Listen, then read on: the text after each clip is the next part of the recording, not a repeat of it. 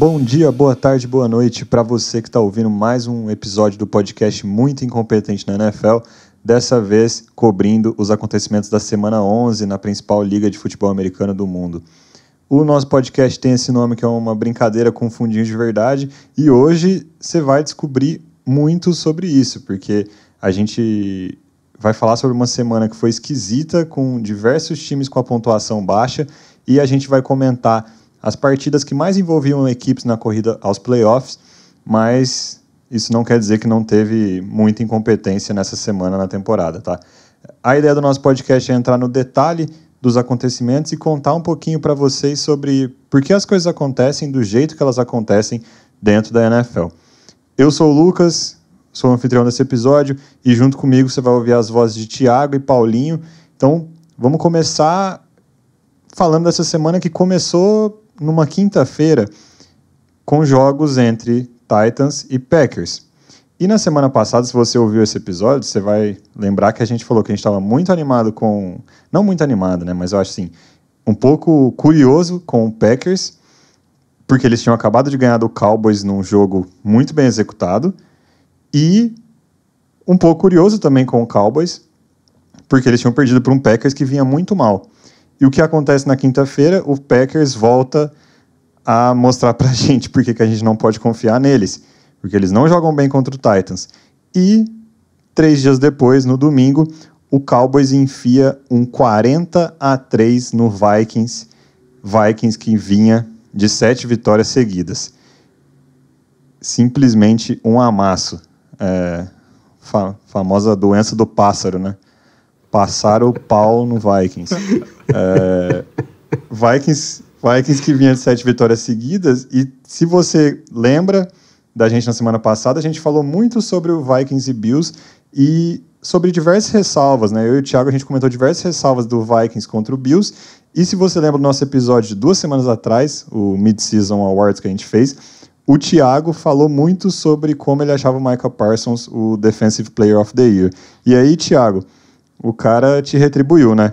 1 minuto de jogo, sack, fumble do Micah Parsons para já dar o tom do que seria a defesa do Cowboys nessa partida.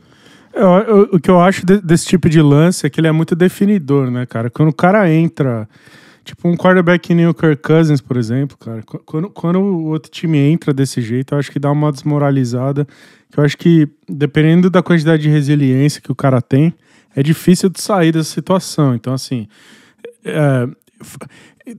eu falei algumas vezes de pass rushers que fazem o play pra fechar o jogo, né? Tipo, a última jogada, aquele 3ª-para-8, e o pass rusher vai lá e faz um strip sack e mata o jogo, sabe? Faz o sack e ganha o jogo. Tinha até rolado isso invertido, né? O Von Miller tinha feito isso no jogo do Bills Vikings e não foi suficiente, né? No fim das contas, o Bills achou um jeito de perder aquele jogo. Mas eu acho que quando é no começo da partida, assim, o cara dá o tom tão rápido, eu acho que dependendo do psicológico do jogador, é difícil se recuperar, né? E eu acho que o Kirk Cousins explica muito do que foi esse jogo, porque, assim, eu passei o jogo todo com o mesmo pensamento, tipo, puta, como o Kirk Cousins é ruim, como o Kirk Cousins é ruim, como o Kirk Cousins é ruim. E assim, ele é ruim, ele tá perto de ser o pior quarterback da NFL? Não tá. Mas ele é ruim, não tem o que fazer. Eu acho que um cara que nem esse, quando toma uma paulada dessa logo de cara no jogo, acho que é difícil de recuperar, sabe? O momento todo que se cria pro adversário, é difícil de um cara se recuperar, né? E esse jogo ele até começou com cara de que ia ser apertado, né? Porque o Micah Parsons ele faz esse sack forçando o fumble, o Cowboys não consegue nada, né? Acaba... mesmo saindo de uma posição muito boa no campo de ataque já, só chuta um field goal. Na posse seguinte, o Vikings marcha até a red zone e acaba ficando com field goal também. Então ele começa com uma cara de vamos assistir uma partida apertada, vamos assistir uma partida entre duas forças da NFC nessa temporada, mas que vai ser apertada. E depois eu acho que acontece... Eu concordo contigo sobre o Kirk Cousins, eu só não sei se ele é o único responsável, porque eu acho que talvez o problema não é só dele, mas eu voltei no vídeo do jogo e eu mapeei todas as terceiras descidas de ambos os times e as primeiras descidas totais que esses times conseguiam, até o 37, até o 33, desculpa. Porque depois do 33 virou, cara, protocolar, só esperar o jogo acabar. Até o 33, o Cowboys tinha tido 11 terceiras descidas, convertido 9. 82% de aproveitamento. Algumas dessas conversões, inclusive, conversão direto para touchdown. E 14 primeiras descidas no total. O Vikings, em contrapartida, nesse mesmo momento do jogo, tinha 6 oportunidades de terceira descida e uma conversão. E apenas 6 touchdowns no total. Então, 17% de... 6 first downs, desculpa.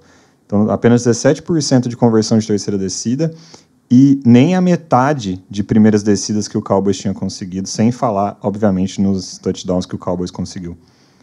Então, é um ataque que simplesmente não moveu nenhuma corrente contra o time de Dallas.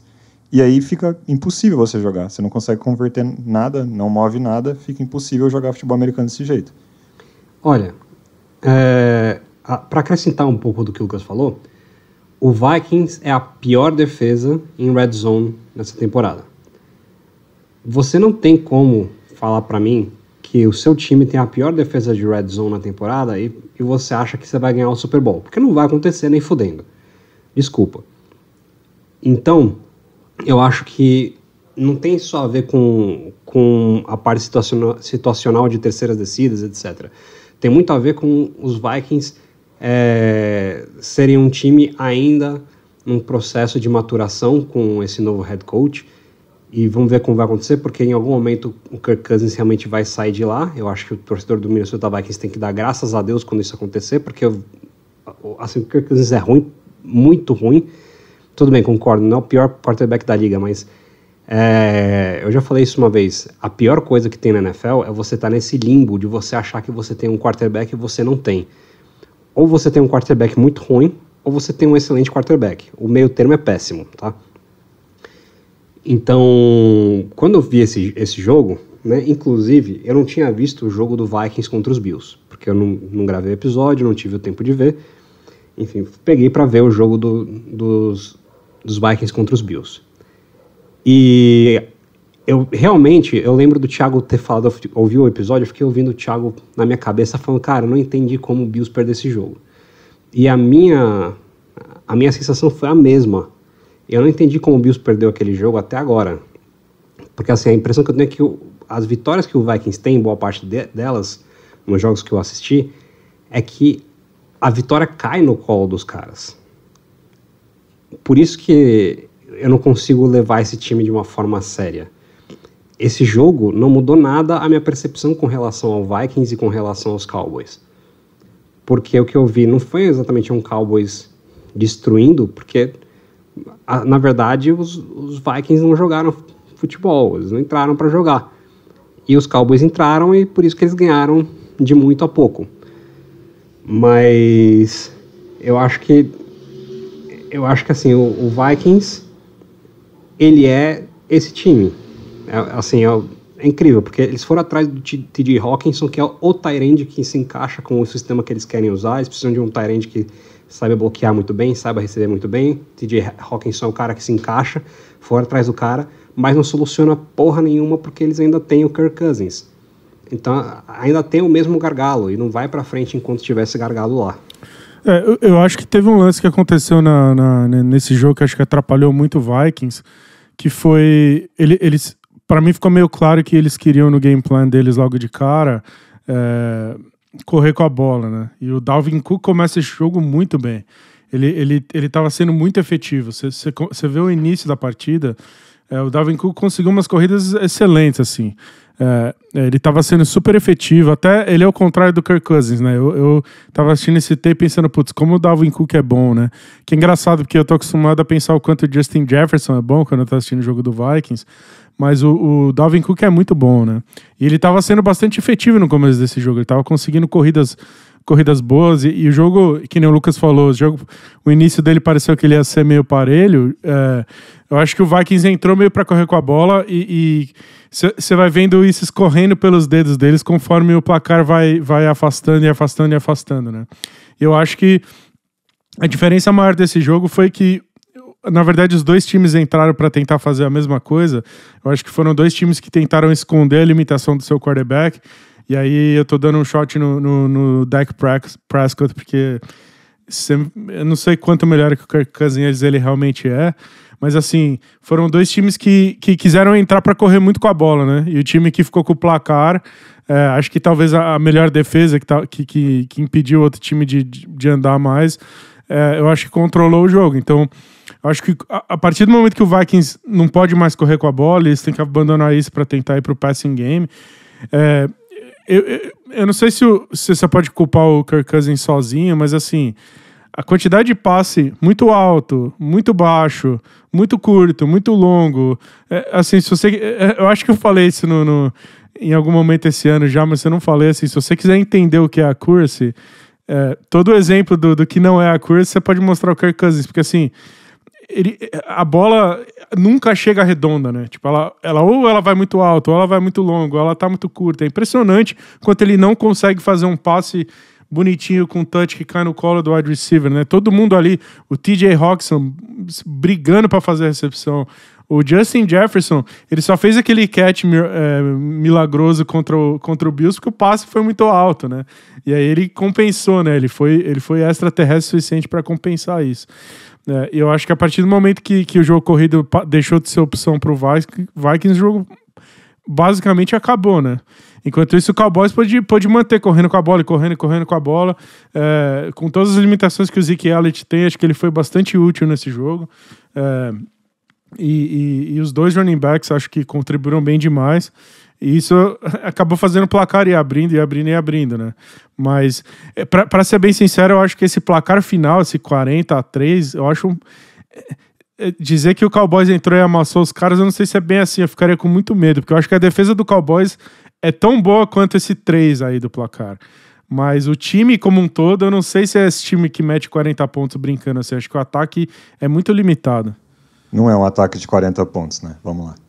Eu concordo totalmente com o que o Thiago tá falando, e eu acho que assim, tem um lance que me chamou muita atenção nesse jogo, que esclarece muito para mim de onde vem esse 40, que é o segundo touchdown do Pollard, que foi uma wheel route que ele correu. Ele recebeu um passe e quem estava cobrindo ele era o Zadarius Smith. E é uma coisa que muito coordenador defensivo da NFL faz, principalmente quem joga no front de 3-4, que é pegar o seu melhor rusher, que na 3-4 é um outside linebacker, e bota ele para marcar em zona, ou homem a homem, algum recebedor. E isso é uma burrice enorme, porque você está numa situação de jogo que você precisa ir atrás do quarterback. E você pega o seu melhor rusher e coloca ele para cobertura. Ou seja, você não consegue fazer pressão e você tá com um cara que é um rusher, ele não é um cara que é para cobertura, ele não tem a velocidade para cobertura. Então ele passa a ser também um problema na cobertura. Isso é de uma burrice, assim, enorme. Eu não consigo dimensionar isso pro ouvinte, o quão burro é fazer isso. E tem muito cara que faz isso na liga, me irrita muito. E aí quando o Tony Pollard pega esse passe, ele pega e vai embora. E assim, muitas jogadas que os Vikings deram pontos para os Cowboys foi em erros esquemáticos muito similares, entendeu? Por isso que, para mim, o 40 está muito, muito ligado a isso, né? Você ter uma defesa que tem bons jogadores e tal, apesar de eu achar que não tem nenhum excelente jogador, mas tem bons jogadores, e você não consegue fazer um plano de jogo que o seu sistema se adapta ao que o seu adversário pode fazer contra você. Eu achei essa jogada do Pollard, eu achei maravilhosa, assim. Eu fiquei pensando que o wide receiver era aquele, assim, aí eu vi, não, é o running back, mas assim, rota de wide receiver, né? Ô Lucas, achei um baita play do cara, assim. Como os caras não usam ele o jogo inteiro sem parar, assim, os caras deviam usar ele para rodar o ataque por ele, assim. Porque tem um cara que passa no geriatra, que ainda é o dono do time, ou seja, o cara tá pagando todo mundo ali, que ele deu muito dinheiro na mão do Zeke Elliott, e o Zeke Elliott já acabou, e ele acha que não, né? A única pessoa no mundo que não consegue perceber que o Tony Pollard hoje é muito mais jogador que o Zeke Elliott é o Jerry Jones. Ele é o único ser humano no planeta Terra que é capaz de ligar um jogo de futebol americano, ver os dois jogando e achar que o Zeke Elliott ainda é melhor. Eu ainda vou falar pra você assim, tudo bem, o Zeke Elliott, eu acho que ele não acabou por completo. Ele já não tem mais a explosão que ele tinha e tudo mais, mas ele ainda tem muita força e por isso que eu acho que hoje ele é um bom running back aí para short yardage. Ele ainda é bom ali na red zone, ele é bom em situações de terceira para uma, quarta para uma, mas ele não é mais o Zeke Elliott excepcional que a gente viu chegando no college, que ganhava a liga de fantasy para todo mundo. Tá? Ele não é mais esse cara. Enfim, né? Eu acho que o Tony Pollard é um jogador excepcional. Inclusive, quando a gente chegar na parte de draft, eu acho que é bem interessante a gente mostrar aí alguns jogadores como o Tony Pollard que não são bem aproveitados na liga, né? Como é o caso de vários caras que vieram da mesma faculdade do Tony Pollard, né? Que é Memphis. Mas ainda assim, quando eu comecei a ver o jogo e eu vi o Zeke de volta, porque a gente comentou isso semana passada, né, Thiago? Semana passada foi meio que um show do Tony Pollard, só que o Zeke não estava jogando. Eu vi o Zeke de volta e bateu aquele medo, assim, né? Falei, nossa, será que o Cowboys vai errar o que eu considero seria um erro, dar tanto ataque na mão do Zeke e tirar do Pollard. Só que não foi muito bem isso que eles fizeram, né? Eles continuaram alimentando o Tony Pollard, tanto é que ele tem um baita jogo, assim, eu acho que para mim o destaque da partida no lado ofensivo do Cowboys é ele, né? 15 carregadas, 80 jardas, 6 recepções para 109 jardas e 2 touchdowns recebendo. Então, assim, os caras continuaram procurando ele, dando oportunidade para ele.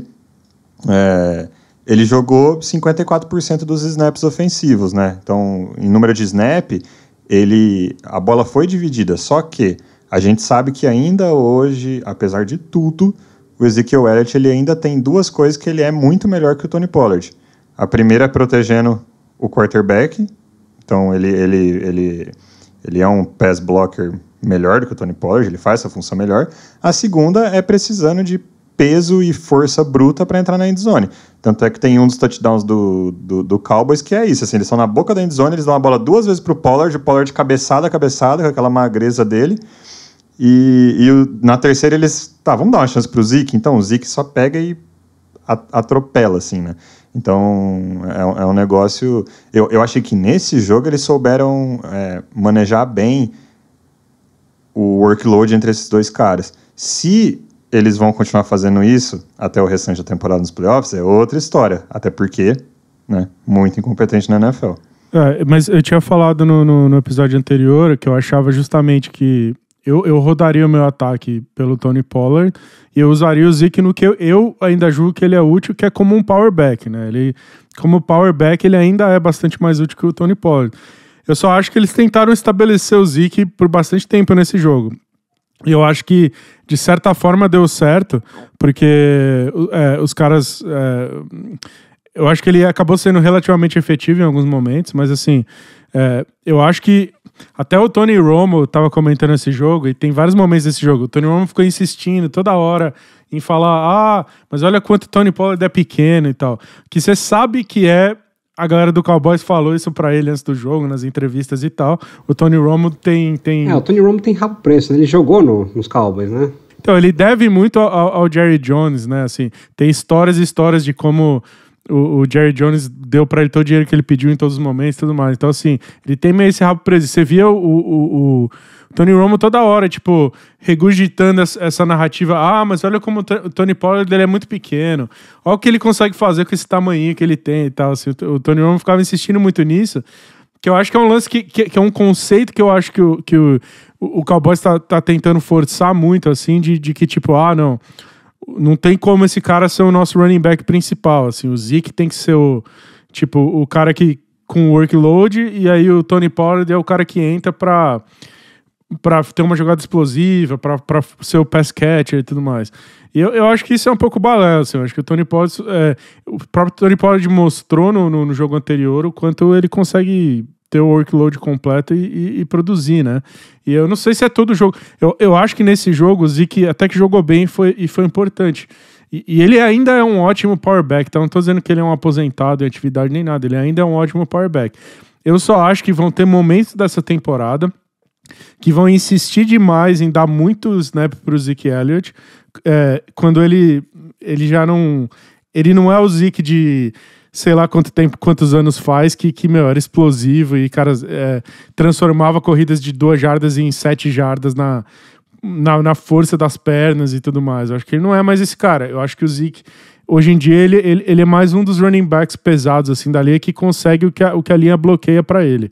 E aí eu queria até falar, a linha do Cowboys me impressionou um pouco, assim, a gente, nada próximo daquela linha absurda que o Cowboys teve uns anos atrás, mas foi o melhor jogo de linha ofensiva, assim, do Cowboys nos últimos tempos, assim, eu acho que a linha tá conseguindo um push muito interessante. Cara, a gente tem que entender uma coisa, assim, o Cowboys, ele vai fazer tudo que ele puder fazer dentro da legalidade para diminuir o valor do Tony Pollard, porque o contrato do moleque acaba esse ano.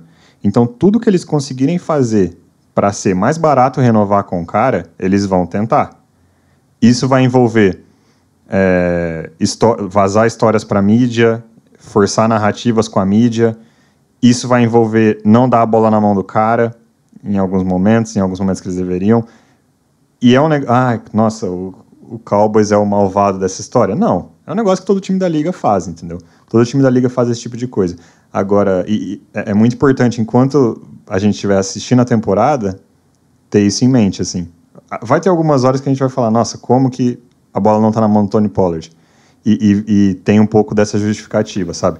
Agora, uma coisa que eu... Tem isso e o contrato do Zeke Elliott, né? Acho que são duas coisas concorrentes, assim, né? O Jerry Jones, quando deu o contrato atual do Zeke Elliott, deu um contrato que muita gente já falava na mídia que é uma coisa meio louca.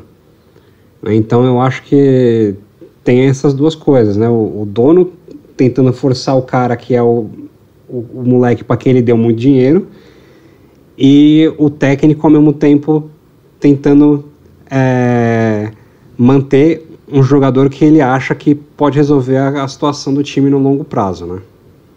Exato. Agora, uma coisa que eu não tinha reparado ainda nessa temporada era como a defesa do Vikings é ruim contra o jogo corrido. Porque foi a primeira coisa que eu pensei assistindo esse jogo, né? O Cowboys tentava correr e conseguia, tentava e conseguia. Com o Pollard, com o Zeke, enfim. Não teve muita objeção. E aí eu fiquei um pouco com isso na cabeça, né? Essa percepção que o Thiago trouxe, a offensive line do Cowboys está conseguindo gerar push interessante, abrir buraco e tal. E ao mesmo tempo, será que é a offensive line de um time ou será que é a defesa do outro? Eu fui olhar os jogos do Vikings nessa temporada. Se a gente separar os 32 times da NFL em 4 grupos, né? Então em 4 quartos, o Vikings jogou só 3 jogos contra times que são top 8, né? Então o melhor quarto da liga no jogo corrido. Seja por jardas corridas por jogo, seja por pontos esperados que o ataque terrestre acrescente no time. Ele perdeu 2 desses jogos, que foi Eagles e Cowboys. Ele ganhou só do Chicago, que hoje é o melhor ataque corrido, né? Então é o ataque que mais anota mais se espera pontos pelo jogo terrestre, é o ataque com mais jardas por jogo, porque eles finalmente aprenderam como que eles têm que usar o Justin Fields, né? Demorou 1 ano e meio, mas eles aprenderam isso, e aí esse é o resultado. Só que as outras, eles ganharam do Chicago ali numa época que o Chicago ainda não tinha entendido como usar o Justin Fields, então esses números naquela época não eram tudo isso. E quase perderam do Lions. E eles perderam os outros 2 jogos para times bons. E aí, quando você olha os outros times que eles jogaram e que eles ganharam 7 jogos seguidos e tudo mais, são a maioria deles times até que na metade de baixo do jogo corrido da liga, entendeu? Você vai ter Detroit, você vai ter Nova Orleans, você vai ter Miami, você vai ter Washington. Todos esses times são na metade de baixo do jogo corrido. Então essa me pareceu assim, esse é o ponto a ser explorado do Vikings. E o Cowboys explorou isso muito bem. Da mesma forma que ele tinha sido explorado pelo Green Bay Packers praticamente nesse mesmo ponto semana passada. Que é curioso, né? Acho que as pessoas elas aprendem, né? No dia a dia. Mas eu fiquei com isso na cabeça, assim. Essa defesa, nos playoffs, tá fadada a cair no momento que eles enfrentarem um time que corre bem com a bola? Pois é, eu acho que assim, a resposta para aquela pergunta que o Thiago trouxe na semana passada e que eu ressuscitei agora de como que o Bills perdeu para esse time, ela vai por aí. Eu acho que o Bills perdeu para o Vikings porque o Bills é um time que não se preocupa em correr com a bola tanto assim. O Bills corre mais com a bola pelo Josh Allen do que por qualquer outro jogador, né? Apesar do Singletary ter tido bons jogos. Mas a gente está falando aqui do Vikings. E, como eu falei, o Vikings, quando pegou, por exemplo, o Detroit Lions no começo da temporada, quando o Lions estava com um ataque muito bom, com uma linha ofensiva com os titulares e todo mundo correndo com a bola, os Vikings quase perderam o jogo. Então eu acho que sim, eu acho que esse seu apontamento ele tá bem correto. Os Vikings são um time que, quando chegarem para jogar contra times que vão correr com a bola, como o San Francisco 49ers contra o Philadelphia Eagles, por exemplo, nos playoffs, eles vão sofrer bastante. Então, para fechar essa discussão aqui sobre Vikings e Cowboys, eu tenho uma última pergunta. Esses dois times já estão garantidos nos playoffs, faltando aí 7 jogos para cada um ainda nessa temporada, ou é muito cedo? Só para dar um pouco de panorama, o Vikings hoje ele é o segundo time na NFC, né? Então 8 vitórias e 2 derrotas, está com 3 vitórias na divisão e nenhuma derrota até agora. E se os playoffs fosse hoje, ele receberia em casa o Seattle Seahawks. Em contrapartida, o Cowboys ele é o 5º time na NFC, 7 vitórias e 3 derrotas, com 2 vitórias na divisão e 1 derrota apenas. E se o playoffs fosse hoje, ele visitaria o Tampa Bay Buccaneers nos playoffs. Mas, olhando o panorama da NFC, assim, tem risco desses times ficarem de fora? Eu acho que o Minnesota Vikings está garantido, a não ser que aconteça uma grande hecatombe na NFC Norte. Eu acho muito dificilmente o Minnesota Vikings perde essa divisão, porque estão 4 jogos, tem 4 vitórias a mais que o segundo colocado, que é o Detroit Lions. Então, nessa altura do campeonato é muito difícil o Minnesota Vikings não ser campeão de divisão. O Cowboys, eu acho que, assim, eles não estão dentro, porque você tem times aí que podem chegar neles no quesito vitórias, porque eles provavelmente não serão campeões da divisão, então eu acho que eles ainda não estão garantidos, mas eles estão perto, né? Estão perto. Principalmente aí se o Washington Commanders resolver que vai jogar com o Heineken os próximos jogos, porque aparentemente ele consegue levar esse time a vitórias, né? E aí a coisa pode ficar ainda mais complicada para eles, porque é dentro da divisão. Mas o Vikings está garantido, na minha opinião. O problema do Cowboys é justamente que o Eagles com certeza vai ganhar a divisão, né? O Eagles não vai não ganhar a divisão ali. Então, o Cowboys depende de pegar um wild card, e aí é complicado, né? Tem muita matemática para fazer. Ao mesmo tempo, eu acho que a NFC está muito fraca. Sinceramente, eu acho que eles são um time de playoff, sim. Só essa defesa, para mim, já é suficiente para eles serem time de playoff. Essa defesa, o pass rush dessa defesa é um negócio muito impressionante, e isso é assim que se ganha jogos, né? Agora, então acho que o Cowboys vai entrar como wild card, acho quase garantido. E o Vikings, para mim, tá no playoff por duas questões. Primeiro, eles vão ganhar a divisão, né? Não tem como. Essa divisão meio que já era, assim. Os adversários. É a questão que os adversários entregaram a divisão para eles, muito mais do que eles ganharam. Os outros times entregaram essa divisão, né? E assim, eu acho que esse Vikings também, eu acho um time. Eu não acho que é um time ruim nem nada, assim. Eu duvido que esse Vikings vai realmente competir, assim. Eu ficaria bem surpreso se eles chegassem no Super Bowl. Mas assim, essa pergunta, como que eles conseguiram ganhar como que o Bills conseguiu perder para eles? É um time que faz play, né? Assim, o que explica a vitória deles sobre o Bills, por exemplo, é que em todos os momentos desse jogo, que esse jogo estava perdido, esse Vikings achou um jeito de fazer um play maluco lá e ganhar o jogo. Eu acho que, historicamente, tem muitos times, assim, muitos, tipo New England Patriots do Belichick e tudo mais, que às vezes, assim, eram times que não eram espetaculares e nem nada, mas eles se mantinham no jogo e na hora que precisavam eles faziam um play, geravam um turnover, forçavam um fumble, interceptação. ou um play impossível do ataque, né? Um wide receiver fazendo um play maluco que nem o Justin Jefferson. Eu acho que a gente não pode também ter um overreaction nesse último jogo do Vikings, porque eu acho que foi o pior cenário possível, assim, em todos os sentidos para eles. O Cowboys teve um pass rush que destroçou a linha ofensiva deles de um jeito que ninguém conseguiu. O Christian Darrisaw, por exemplo, que é o rookie, o left tackle deles, né? Não é rookie, né? É segundo ano, né? Mas que é um bom left tackle deles. É o cara que toma aquele play absurdo do Micah Parsons lá no primeiro sack do jogo. Pô, ele tava sendo extremamente sólido o ano inteiro, assim. Ele tinha oferecido, se eu não me engano, 8 pressões só no ano inteiro, sabe? E ele foi completamente engolido. E ele foi completamente engolido pelo Micah Parsons, por exemplo. Então, assim... eu acho que foi meio o pior cenário possível para esse Vikings. Eu acho que eles conseguiram tirar o Justin Jefferson do jogo usando pouco recurso para fazer isso. Eu acho que o Trevon Diggs lá, que é um jogador meio polarizador assim, na liga, tem gente que acha que ele é horrível, tem gente que acha que ele é craque. Eu pendo mais para achar que ele é um ótimo cornerback. Eu acho que ele fez um trabalho espetacular contra o Justin Jefferson, que eu não sei se muita gente vai conseguir fazer. Então, acho que foi meio que o pior cenário possível. Eu acho que as coisas do Vikings que funcionam vão funcionar contra muitos adversários. Assim. Acho que esse foi um matchup muito ruim para eles. Mas eu acho que esse Vikings ainda vai ter uns brilharecos aí e tal. Eu acho que é time de playoff e assim, vai fazer bom papel. Eu só ficaria surpreso se chegasse no Super Bowl mesmo, porque...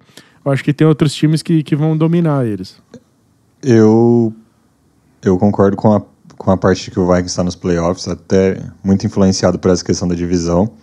E aqui eu gostaria de cravar que o Cowboys vai aos playoffs, tá? Pode ficar tranquilo. O torcedor de Dallas pode dormir e acordar só nos playoffs, seu time vai estar lá. Sabe por quê? Os caras ainda têm que jogar 4 jogos contra a AFC South. Olha que maravilha. Os caras ainda têm um jogo... Nessa parte eu não sabia. Os caras ainda têm um jogo contra o Colts, um contra o Texans, um contra o Jaguars e um contra o Titans, que aí vamos respeitar o grande dono da AFC South nos últimos anos, Tennessee Titans. Mike Vrabel. Não é Tennessee Titans, é o Mike Vrabel. Mike Vrabel da AFC South. Treina, como a gente já falou aqui inúmeras vezes. Mas assim, não tem como. Eles vão ganhar. Já entrou. Mudei. Eu quero mudar minha resposta. Eu quero mudar minha resposta. Já entrou. Eu também vou mudar aqui a minha também. Já entrou, o famoso, cara. Eu não sabia disso aí. Que schedule delícia, né, velho? E assim, schedule delícia. E aí só vou polemizar um pouco. Schedule delícia. E eles ainda têm um jogo contra o Eagles. E a gente acabou de ver o Eagles com 2 semanas de jogos bem meia boca contra o Commanders e contra o Colts. Se o Eagles bobear, o Cowboys leva essa divisão, tá? Vou deixar essa polêmica aqui. E, para ninguém poder opinar e me discordar de mim, eu vou pro próximo jogo. Próximo jogo que foi uma maravilha, né? Um Sunday Night Football sensacional aqui que a gente vai falar. Chiefs e Chargers. Que prazer é ver 2 vezes ao ano Justin Herbert contra Patrick Mahomes. Eu não sei vocês, mas eu adoro esse matchup. Só que eu tô começando a achar que o Justin Herbert não gosta tanto desse matchup, né? Porque o histórico dele, o recorde dele contra o Kansas City Chiefs, foram 6 jogos até agora. Ele ganhou 2, perdeu 4. E sabe qual que é a pior parte? Ele joga muito em todos esses 6 jogos. Ele jogou muito em todos esses 6 jogos. Ele tá, em média, contra o Chiefs, com 290 jardas por jogo, 2 touchdowns e meio, menos de 1 interceptação por partida e 107.3 de quarterback rating. Se você quiser pegar o Mahomes para comparar, o Mahomes já jogou 9 vezes contra o Chargers na carreira dele. Ele tem 265 jardas por jogo, que é menos que o Justin Herbert, 2.3 touchdowns por partida, que é menos que o Justin Herbert, menos de 1 interceptação também por partida, o número dele e o do Herbert são bem similares, e um quarterback rating de 99.9, que é menor que o do Justin Herbert. Então, dá pra você fazer ali quase, não é exatamente isso, mas dá pra você fazer uma argumentação que o Herbert, geralmente, ele joga, os dois jogam muito bem esse confronto, porque os dois são ótimos quarterbacks em qualquer confronto que eles forem jogar. Só que o Justin Herbert, ele tá sempre performando muito bem contra um dos melhores times da liga, e aí o que o Los Angeles Chargers faz? Desaponta o cara dia após dia, não é? Mas, cara, você falou aí que é um prazer ver o Mahomes contra o Justin Herbert. Pra mim é um prazer assistir o Mahomes contra o Júnior Baiano, cara. Assim, a chance de poder ver esse cara jogar... Tipo, tudo bem, o Justin Herbert ele é muito bom, assim, mas, cara... Eu não sei, Paulo. Eu quero assistir o Mahomes o máximo de vezes que eu puder antes desse moleque aposentar, porque, sinceramente, assim, a gente tá assistindo... Você vai contar pros seus netos, entendeu? Tipo, eu sinceramente acho que a gente tá rumando pra chamar esse moleque do maior de todos os tempos muito logo, assim. Ele é demais, cara. Olha, primeiro de tudo, se eu não estivesse gravando esse podcast quase à meia-noite aqui de um dia de semana, eu estaria aplaudindo o que o Thiago acabou de falar com relação a querer ver o Mahomes contra o Júnior Baiano, porque eu concordo 100%. Ver o Mahomes é um puto entretenimento. Eu acho que tem poucas coisas que são tão divertidas quanto ver o Patrick Mahomes jogando. E eu tenho duas coisas para falar com relação, assim, antes de tudo, né? Primeiro de tudo, acabou a corrida de MVP da temporada. Qualquer pessoa que quiser agora argumentar, mas o Jalen Hurts, foda-se. Mas o Josh Allen, foda-se. O MVP da temporada é o Patrick Mahomes. Ele ganhou o MVP nesse jogo, na minha opinião. Foi engraçado porque eu entreguei o prêmio MVP do nosso podcast uns episódios atrás, e eu abri o meu discurso inteiro, meio, sabe, tipo... dando assim, sabe, com o dedo, assim, tipo, então, eu sei que isso aqui é meio polêmico e tal ainda, mas eu vou entregar pro Patrick Mahomes. E assim, levou umas 3 semanas pra... Esquece tudo isso, né? Tipo assim, ele é muito MVP. Não, ele é MVP, foda-se. Eu lembro que naquele episódio eu dei o prêmio de MVP pro Josh Allen, então talvez eu tenha zicado o Josh Allen aí, fica a dúvida. Provavelmente ele se machucou por sua causa. Mas a segunda coisa que eu quero falar é a seguinte. Eu acompanho bastante o Twitter, né? Eu sigo muitos perfis da NFL do Brasil aqui, né? De torcedores relevantes, né, na NFL no Brasil. E vi alguns torcedores do Chiefs recentemente reclamando, né? Porque o PFF, né, o Pro Football Focus, dá notas altas para a linha ofensiva do Chiefs, e os caras reclamam dizendo que a linha ofensiva do Chiefs não é tudo isso. Pelo amor de Deus, para. Só para. Tá? Tudo isso. A linha ofensiva do Chiefs é muito boa. Vocês querem uma linha ofensiva que dá 10 segundos pro Patrick Mahomes destruir todo mundo. Isso não existe. Tá? Para, pelo amor de Deus. A linha ofensiva do Chiefs é muito boa. Ela é provavelmente uma das melhores linhas ofensivas da liga, defendendo o quarterback. Para com isso. É uma excelente linha ofensiva. Eu lembro no episódio de preview, cara, lá no começo da temporada, antes da temporada começar, o Felipe aqui do podcast, ele veio reclamar da linha ofensiva do Chiefs, e eu falei, cara, eu sei que tem muita gente que reclama, mas pra mim essa linha é, sei lá, com certeza top 10, provavelmente top 5 da liga. Eu acho também que essa linha, eu até comentei num certo momento aqui do ano, que eles tinham feito o melhor jogo de qualquer linha ofensiva que eu tinha visto, de qualquer linha ofensiva fazer esse ano, foi justamente deles, né? Eu acho que quando eles entram pra jogar e rola uma... E assim, não foi brincadeira, né? O Chargers mandou pressão pra cacete ontem, né, cara? Veio pressão de tudo que foi lado pra cima deles, eu concordo, assim. Eu acho uma linha ofensiva excepcional, assim, em vários sentidos. Até no run blocking também. Agora eles estão com esse moleque o Pacheco teve que jogar, né, por circunstâncias de lesão e tal. E eu acho que vai ser bem engraçado de ver ele jogar, porque eu acho que ele tem características que casam muito bem com o que eles querem fazer. Eu acho que vai ser bem divertido de ver, assim.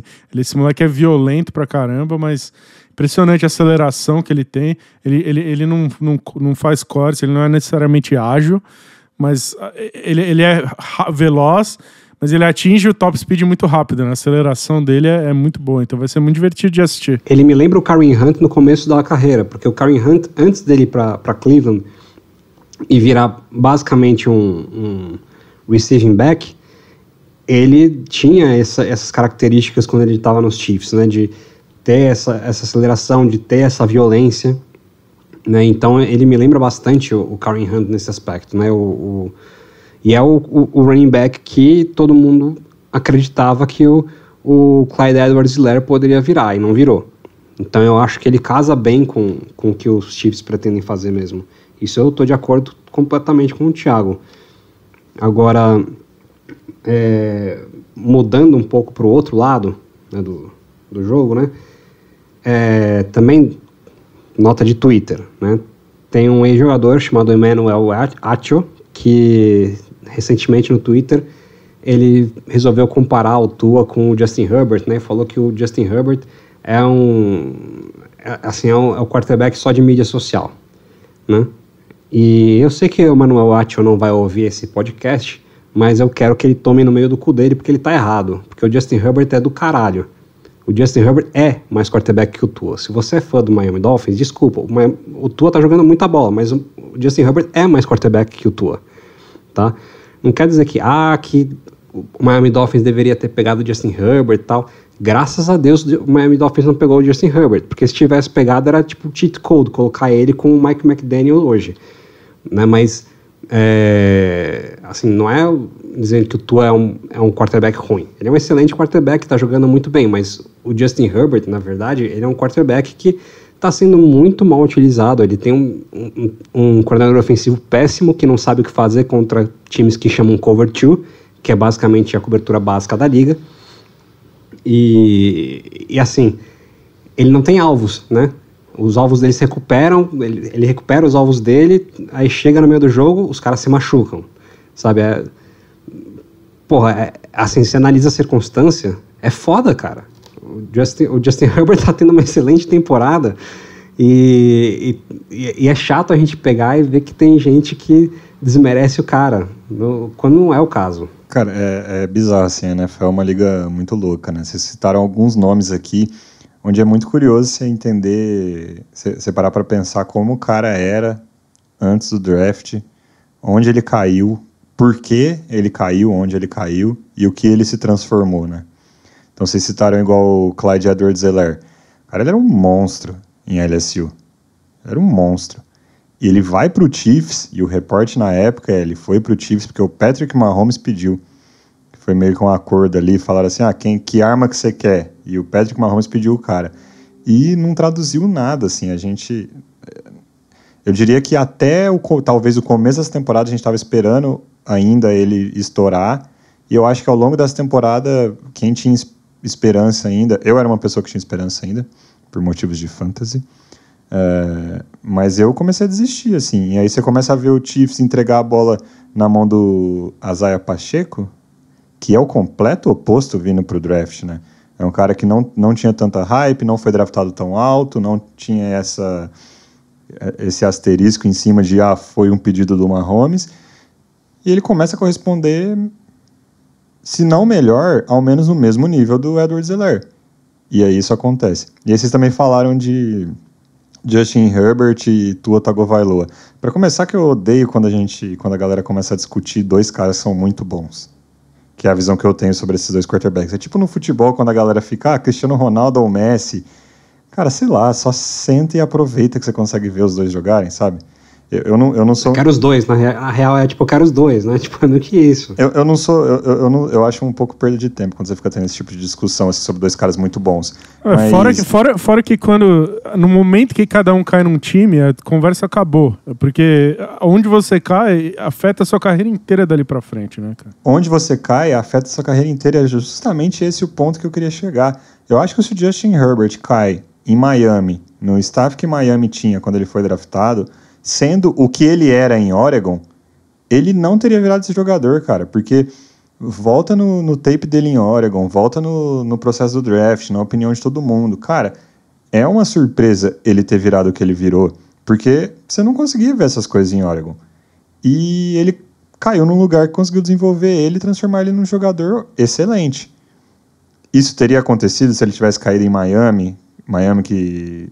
não sei se já estava ou veio a ter o Brian Flores depois.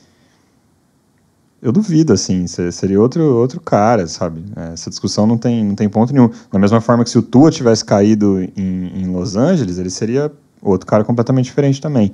Enfim, mas eu acho esse processo da NFL, eu sempre acho ele muito interessante, né? O que o cara era no college e como ele chega na liga, onde ele chega na liga e o que ele consegue virar depois de 2, 3 temporadas na NFL.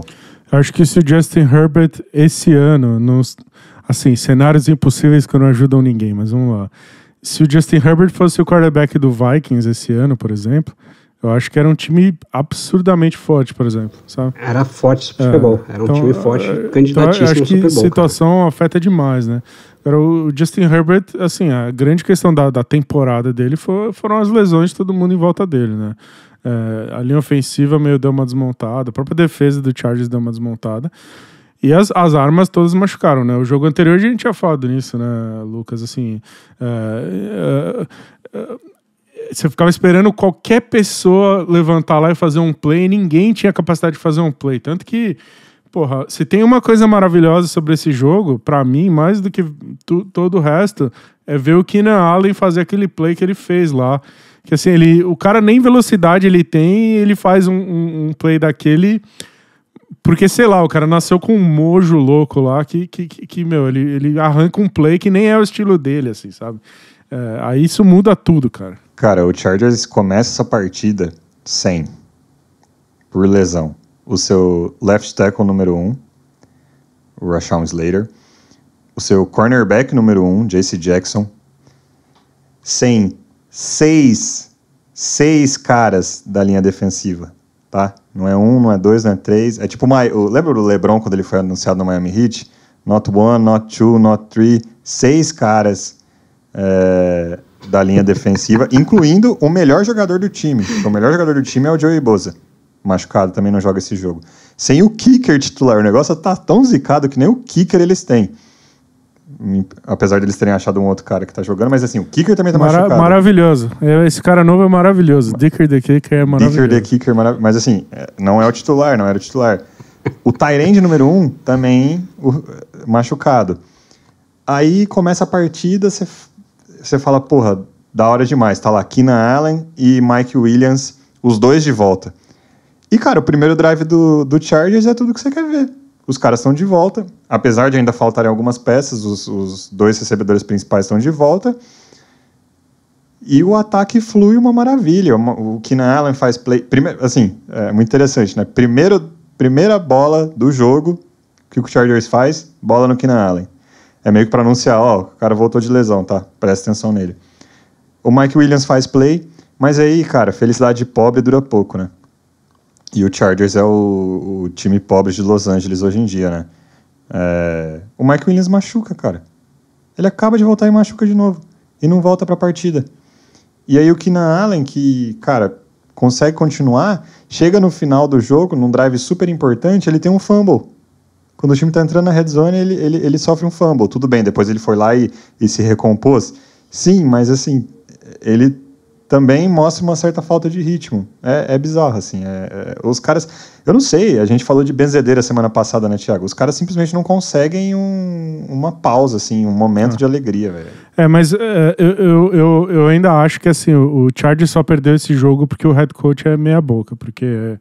Eu falei semana passada que não dá mais e tem que trocar e tem que trazer um cara melhor. E pra mim esse jogo só reforçou isso, assim, porque o Chargers essencialmente ganhou esse jogo e aí o Mahomes foi lá e roubou o jogo pra variar, né? É o que ele faz, né? Mas assim, os caras não assistem a NFL porque assim, o Mahomes, não só esse ano, o ano passado no playoff contra o Bills, o Mahomes precisa de 30 segundos de relógio para marchar o campo. Se você der 30 segundos para ele, que é um negócio que não existe, cara. No passado, era aquele lance, 2 minutos e tal. O Mahomes precisa de 30 segundos para marchar o campo. Ele fez isso, não uma, não duas. Ele faz isso direto. Você não pode dar tempo de relógio porque ele marcha o campo. Ele é absurdo, ele é surreal. Não existe o que ele faz. O Chargers, para começar, abandonou corrida e ficou fazendo passe, cara. No finalzinho desse jogo, quando eles estavam chegando perto da red zone, era passe incompleto, parando o relógio. O Austin Ekeler tava jogando bem. Pois é, cara, queima relógio. Você tá chegando perto da end zone do Chiefs. Você não assiste NFL? Você não viu o Mahomes usar 30 segundos pra marchar o campo 10 vezes nos últimos, sei lá, 1 ano, 12 meses, que foi, sei lá. Assim, aí começou indo... Não queimou o relógio, né? O passe para touchdown que, entre aspas, ganharia o jogo pro Chargers, no finalzinho, que deixou lá, sei lá quanto, 1 minuto e alguma coisa de relógio? 1 minuto e 16. A jogada saiu, o relógio tava correndo, o Chargers tinha 20 segundos ali, cara, assim, para esperar. Se você vai fazer um passe daquele, você tá esperando fazer aquele passe, fazer o touchdown, certo? Se a sua chamada é essa, você tá esperando fazer o touchdown, certo? Como que você não espera os 20 segundos e solta o seu snap com 0 segundos de play clock pra você queimar o máximo de relógio possível, pelo menos, para que o Kansas City Chiefs não só você faça o touchdown, mas que o Kansas City Chiefs não consiga marchar o campo. Então, assim, eles deixaram muito mais tempo do que o Mahomes precisava de relógio para ganhar esse jogo. O Mahomes foi lá e matou eles, como ele constantemente faz. Para mim, é o básico de coaching, assim, cara. Não é... Ser coach não é só fazer coisa mirabolante, chamada maluca e analytics e a puta que pariu. Você tem que, cara... É game management, você tem inteligência, pensar, cara, numa jogada. Você entender o jogo que você tá fazendo e agir conforme, sabe? Então, eu acho revoltante, assim, porque... tudo bem, eu realmente espero que o Telesco mande esse head coach embora e traga um cara novo, mas assim, não dá pra gente desperdiçar a carreira do Justin Herbert, não dá. E de novo, né, assim, eu lembro porque eu fiz o episódio que teve o jogo do Chiefs e Chargers no primeiro jogo, e eu lembro até hoje que o Thiago tava falando, tipo, olha, você não pode deixar o Travis Kelce, não sei se foi o Thiago ou o Léo, falando, você não pode deixar o Travis Kelce aberto. E de novo, último drive do jogo, Travis Kelce aberto. Tipo, porra, cara, o cara te matou no primeiro jogo. No segundo jogo você faz o mesmo erro. Exato. Porra! O segundo touchdown do Kelce até ele fez porque ele é muito bom mesmo. Agora o primeiro, mas velho, foram 3. Eu não entendo. Foram 3 touchdowns, cara. Porra. Então, mas tipo, aquele último que ele faz porque ele é foda. Agora, por exemplo, o primeiro touchdown do Kelce no jogo, e de novo, cara, é o mesmo comentário que eu fiz, né? Você tá certo, assim, é o mesmo comentário que eu fiz semanas atrás. Como que você vai jogar contra o Kansas City Chiefs e o Chiefs tá na red zone e você não bota seu time inteiro pra marcar o Kelce? Tira o Kelce do jogo e deixa outro cara resolver. E esse jogo é pior, como o Lucas falou no começo, a gente falando desse jogo, os caras estavam sem o Juju Smith-Schuster. Os caras jogaram sem não sei quantos receivers, né? Só lembro agora do Juju Smith-Schuster, mas porra, o Sky Moore teve um puta jogo entre aspas, ele teve um puta jogo depois de, né, 10 jogos aí, 10, 11 jogos que não fez nada.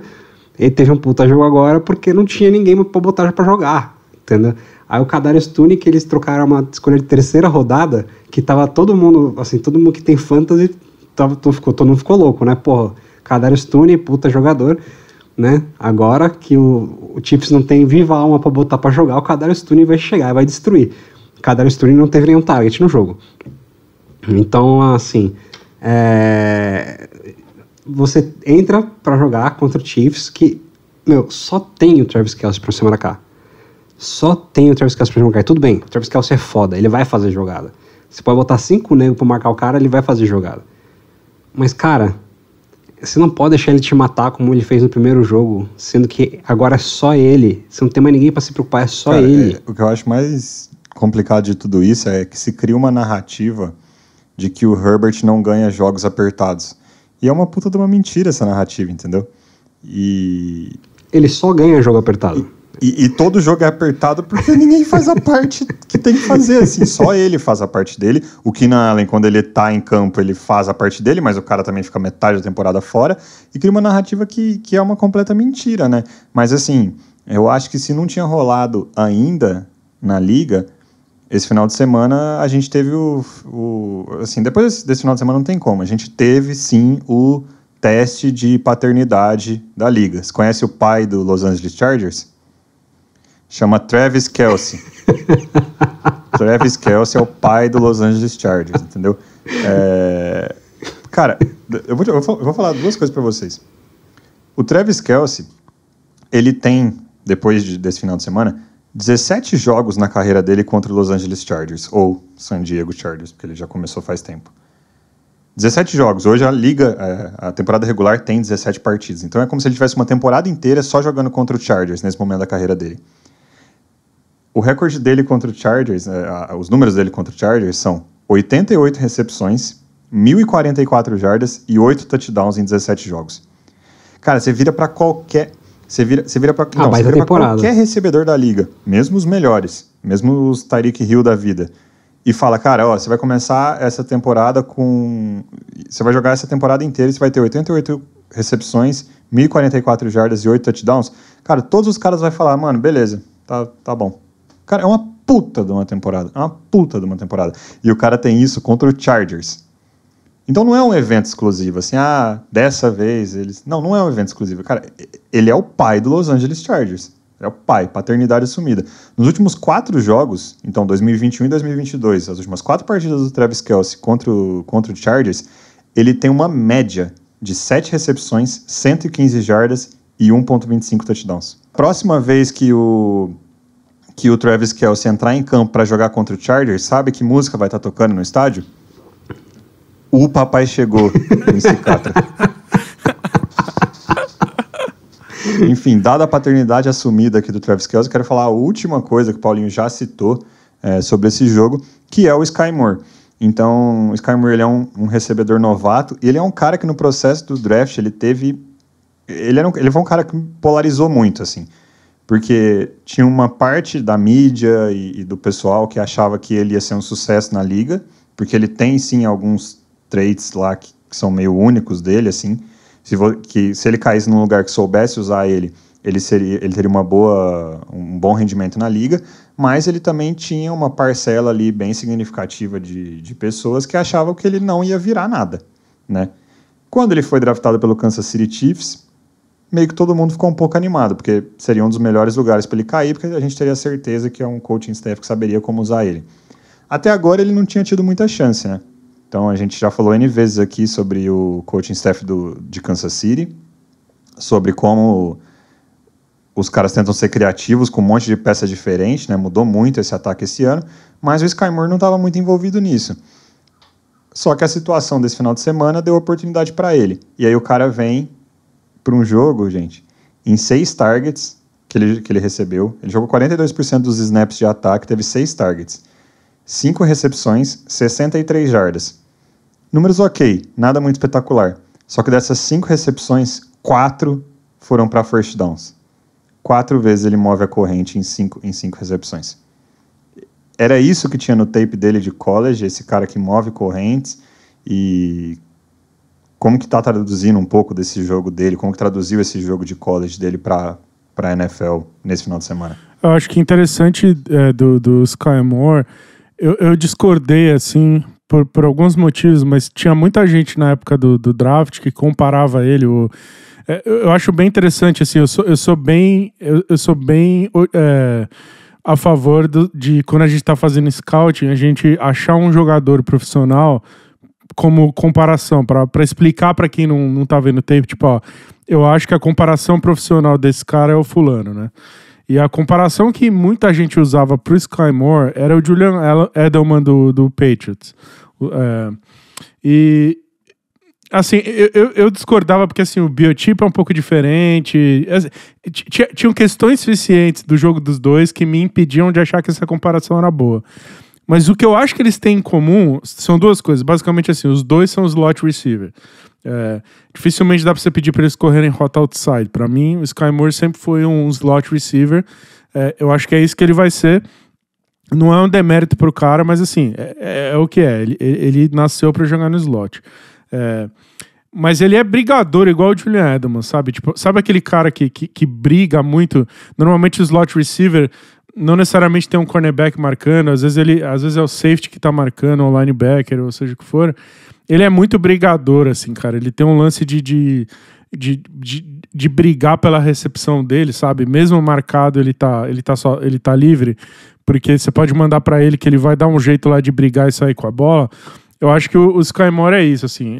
Eu anotei no meu Scouting Report o adjetivo em inglês nasty, né? Que eu não sei muito bem como traduzir, mas um cara que vai pra porrada, sabe? Um cara que vai pro pau. Então, assim, eu acho que ele tem limitação de tamanho que impede que ele seja mais do que um slot receiver, mas eu acho que ele pode ser um slot receiver extremamente útil justamente para mover as correntes, como você tá falando. Assim. Quando eu fiz o scouting dele, eu anotei um aditivo parecido com o que o Thiago falou, que eu coloquei que ele é um alpha dog. E assim, é uma mentalidade meio que de retornador foda.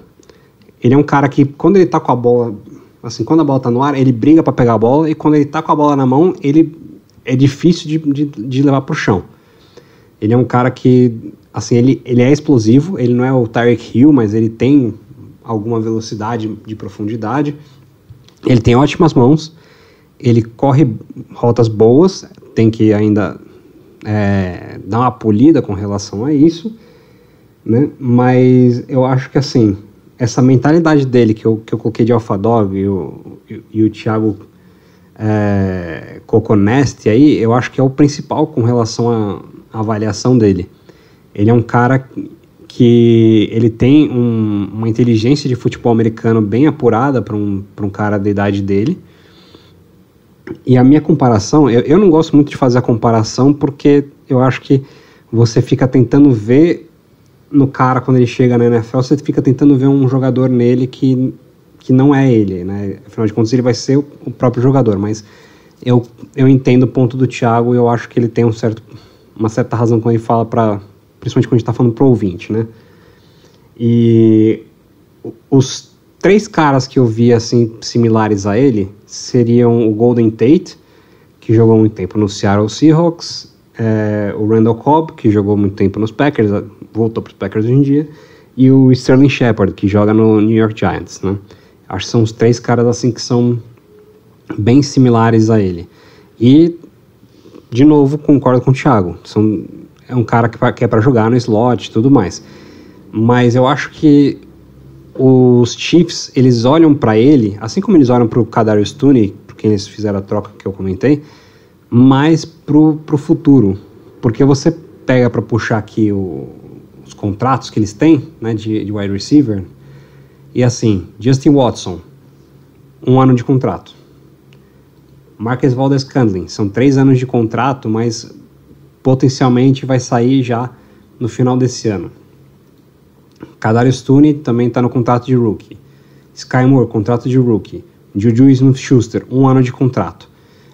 Então, olhando para uma questão de planejamento de roster, os Chiefs não têm wide receivers sob contrato, tirando o Marquez Valdes-Scantling, eles não têm outros wide receivers sob contrato para os próximos anos, sem ser o Sky Moore e o Kadarius Toney. E então eu acho que eles foram buscar o Sky Moore não olhando necessariamente para esse ano, mas olhando para o que ele pode ser a partir do ano que vem. Então, eu por enquanto, assim, se eu tivesse selecionado o Sky Moore num draft, num Fantasy de Dynasty, eu estaria tranquilo, porque eu acho que os Chiefs realmente estão tomando muito cuidado com o Sky Moore. Eles não querem queimar o moleque ainda. E eu acho que eles estão fazendo a mesma coisa com o Kadarius Toney. Vão dar um tempo para ele se acostumar com o sistema deles para botar o moleque a partir do ano que vem. E esses 2 jogadores, eles têm suas similaridades e suas diferenças. Mas uma coisa que dá para falar com total calma é que são 2 jogadores que em campo juntos dão muito trabalho. Os 2 caras podem dar muito trabalho. O Kadarius Toney é um corredor de rotas muito melhor do que o Sky Moore, mas os 2 com a bola na mão são muito perigosos. Mas uma das similaridades mais importantes sobre esses 2 é que eles custam barato, né? Sim. Eu acho que o Chiefs não pode gastar muito dinheiro em um wide receiver. Com o contrato do Mahomes. Porque o Mahomes, por melhor que ele seja, o contrato dele é tipo $500 milhão, né, cara? Então, você tá gastando tudo isso no seu quarterback, você tem que ser criativo em como você coloca as armas aí em volta dele.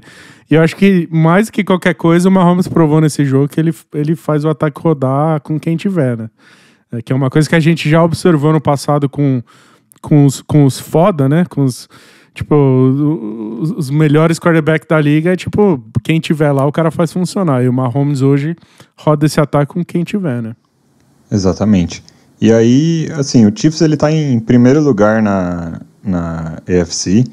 E olhando pro schedule deles, eles têm que jogar ainda contra o Rams, que tá super mal, contra Broncos e Raiders, Broncos 2 vezes, que são 2 times que estão muito mal, contra o Texans, que é o pior time da liga. Eu acho que dá pra cravar aqui que, cara, o Chiefs ele vai descansar na primeira semana de playoffs, tá? Dado as bobeadas do Buffalo Bills aí nas últimas semanas, o Dolphins que perdeu uns jogos com lesão do Tua, enfim. Eu tô achando bem difícil, mesmo que ainda esteja apertado, o Chiefs perder essa primeira posição na AFC. Eu quero falar uma coisa. A AFC West gastou $1 bilhão nessa off-season para ganhar a divisão do Mahomes. E eles não conseguiram.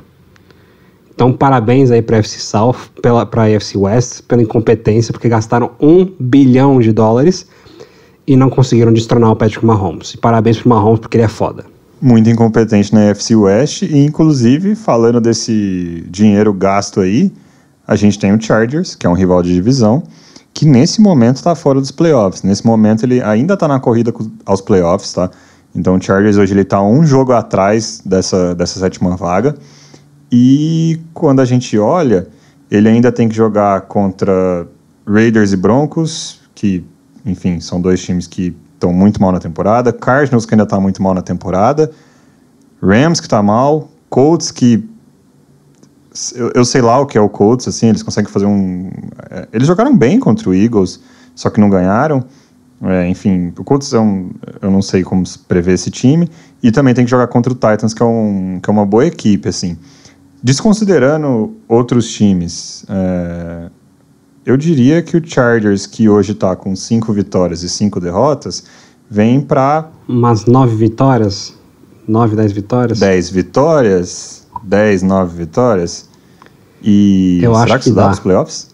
Eu acho que, assim, considerando o fracasso que é a AFC West e a desgraça que é a AFC South, eu acho que dá. São 3 times de wildcard. Eu não vejo... Eu acho que, assim, Patriots e Jets, um desses dois vai ficar fora dos playoffs, eu acho. Porque o Cleveland Browns está num buraco muito grande para conseguir se recuperar depois que o Deshaun Watson voltar. Então, eu acho que o Chargers consegue cavar essa vaga aí no finalzinho. Eu prefiro 1000 vezes que o Chargers pegue essa vaguinha do que esses dois que você falou aí. Se puder tirar os dois de preferência, o Jets e o Patriots do playoff, vai ser bem mais divertido entrar o Chargers aí, ver o Herbert tentar compensar, né, bicho? Eu acho que se tivesse como a gente garantir um wild card aqui com Bills, Bengals e Chargers, seria quase que o melhor dos mundos dentro da AFC, né? Que aí cai Patriots, cai Jets, cai Colts, que ainda tá na corrida, e a gente vê os quarterbacks que a gente acha... Os quarterbacks que a gente acha que são muito bons, todos no playoff. Mas aí tem um negócio, né? O jogo é jogado, tá? Tem que entrar lá e tem que ganhar. E aí, Patriots e Jets é nosso próximo assunto, né? Porque, assim, o joguinho horroroso, né? Quero deixar muito claro aqui pro ouvinte o meu protesto. Eu não queria falar desse jogo. Eu fui forçado a falar desse jogo. Tá? Eu quero deixar muito claro. A gente tá mantendo o Paulinho refém até ele falar do jogo de Jets e Patriots. Porque, assim, o joguinho horroroso, tá? Os caras conseguem chegar na última posse do jogo, quase 3-3. E o jogo é vencido num retorno de punch. O negócio nunca aconteceu na liga, cara. 3-3, o jogo acaba 10-3. Enfim, é bizarro, assim, o joguinho horroroso. E a gente já falou algumas vezes desses dois times, né? É 3-3 porque são 2 times com 2 defesas muito boas. Essas defesas são boas, elas são capazes de ganhar jogos, e elas têm ganho jogos para os 2 times. E são 2 ataques muito incompetentes. Um que tem 2 defensive coordinator como coordenador ofensivo, né? O Paulinho já fala isso desde o preview da AFC, nosso primeiro episódio. O Paulinho já fala isso, é um absurdo. E outro que tem Zach Wilson under center ao invés de Joey Flacco, né? E aí vem a primeira, acho que 2 coisas assim, começando pelo Zach Wilson. A primeira, você colocaria ele no banco e colocaria o Joey Flacco de titular? Eu sei que a resposta do Paulinho é sim, tá? Então essa pergunta é meio que pro Thiago. E a segunda coisa mais importante, é bust o Zach Wilson? E olhando em retrospectiva o draft do ano dele, o Jets errou muito nessa escolha? Eu só queria avisar o Paulo, antes de mais nada, que eu escutei andando rumores por aí, porque assim, o head coach do Jets, o Saleh, já não... Ele fez o que ele usou as palavras que todo head coach usa para avisar que o Zach Wilson vai pro banco, né? Então, ao invés de fazer isso, ele usou o famoso não consigo me comprometer com garantir que ele vai ser o titular. Esse é technique para vai pro banco, né? Agora, queria avisar o Paulo só que eu escutei rumores aí que não é o Flacco que vem pro lugar, tá? É o outro cara que tem lá, o Mike White, como é que é o nome do cara? O outro quarterback que eles estão pensando em colocar. Agora, eu não sei se esse move é move de quem tá tancando para conseguir um pique para pegar o substituto do Zach Wilson já, mas pelo que eu ouvi rumores aí, tem uma chance de não ser o Joe MVP Flacco, tá? Então... Que é um erro. que é um erro entre nós. É um erro se você tá querendo ganhar. Se você tá querendo perder, eu não sei se o Jets tá querendo ganhar ou tá querendo perder. 6-4. Você tá 6-4, você não tá nem no top 15 do draft do próximo ano, e você vai falar pra mim que você vai colocar um cara que não jogou nenhum jogo, e o Joe Flacco já jogou 3 jogos, e jogou bem, assim, zoeira à parte, tá? Eu não acho que o Joe Flacco é nenhum Brastemp, assim. Mas o cara jogou 3 jogos. O cara sabe rodar o seu ataque. Você sabe. Não faz um ano que o cara entrou em campo pra jogar. E você vai falar pra mim que você vai botar um Mike White? Porra, cara. É muito incompetente, cara. Pô, não dá. Parece que o Joe Flacco... Alguém postou aí no WhatsApp outro dia aí. Parece que o Joe Flacco ainda é o líder de touchdowns do Jets. Eu postei. Ele ainda é o líder de touchdowns na temporada do Jets, né? Ele jogou menos jogos do que o Zach Wilson e ele ainda é o líder em touchdowns. Mas assim, só para responder a pergunta do Lucas, já que ele fez uma pergunta e eu ignorei a pergunta dele, eu odiava o Zach Wilson no processo, cara, porque a gente já falou algumas vezes que a gente gosta muito de scout, né? Eu assisti todo o tape do Zach Wilson e eu francamente não entendia de onde vinha a hype, porque eu tinha assim uma certeza no meu coração de que ele era boost antes dele chegar. E assim, é meio burrice você fazer isso com um jogador jovem desses, né? Até aí eu provavelmente devo ter chamado o Josh Allen de boost em algum momento com ele já no Buffalo Bills, né? Então assim, um jogador, se declarar que a carreira de um jogador jovem desse acabou, é um desserviço, né? Um moleque desse pode virar, pode se encontrar e surpreender, né? Depois do que aconteceu na carreira do Josh Allen, eu acredito que qualquer um pode virar a carreira. Mas assim, eu era extremamente cético com relação ao Zach Wilson quando ele veio para a liga. Então, me surpreende muito pouco que ele não seja o quarterback que algumas pessoas esperavam que ele fosse. Mas eu acho que o que explica esse jogo também muito são as defesas, né? Como o Lucas falou, são 2 defesas incríveis. Assim, eu queria avisar o nosso ouvinte que a gente não é masoquista, a gente escolheu fazer esse jogo porque eram 2 times que têm recorde de playoff, né? Então, quando a gente estava decidindo a pauta, a gente tinha conversado, vamos falar, é um jogo de 2 times que estão hoje em dia nos playoffs, então a gente tem que comentar, né? Mas o que explicou esse jogo foram as defesas, né? Por pior que tenha sido esse jogo, é um prazer assistir a defesa do Jets jogar. É o começo de algo muito bonito, na minha opinião. Assim, a gente até, não é a primeira vez que a gente fala isso, mas assim, muito bonito ver a molecada jogar lá a defesa. A linha ofensiva do Patriots está muito, muito ruim. Eu não sei se existe a possibilidade de tirar o vovô, o Dante Scarnecchia, que é lá o antigo coordenador de linha ofensiva do Patriots, mas assim, porque eles já tiraram, o senhor ele tenta se aposentar e o Patriots implora para ele voltar, ele volta. Eu não sei se ainda é possível trazer ele de volta, ele deve estar lá com seus 80 anos lá, mas assim, se fosse possível trazer ele de volta, tinha que acontecer, porque a linha ofensiva do Patriots é muito, muito ruim, é uma das piores que eu já vi nos últimos 20 e poucos anos aí que eu acompanho. Então assim, os dois ataques sofrendo demais, mas pô, é bonito de ver essas duas defesas jogarem também, né, cara? Eu acho que assim, é bonito de ver as duas defesas jogarem, mas o resultado de 3-3, tudo bem, tem uma parte disso que é explicada pelas defesas, mas outra parte é explicada pela incompetência dos dois ataques. E eu não vou me estender muito, porque o Lucas já deixou muito claro o que eu acho do ataque do Patriots, e eu já falei que eu acho que o Joe Flacco deveria ser titular, então não preciso nem me estender com relação a isso. Agora, o que diz muito sobre como o ataque do Jets foi ineficiente nesse jogo é que eles tiveram apenas duas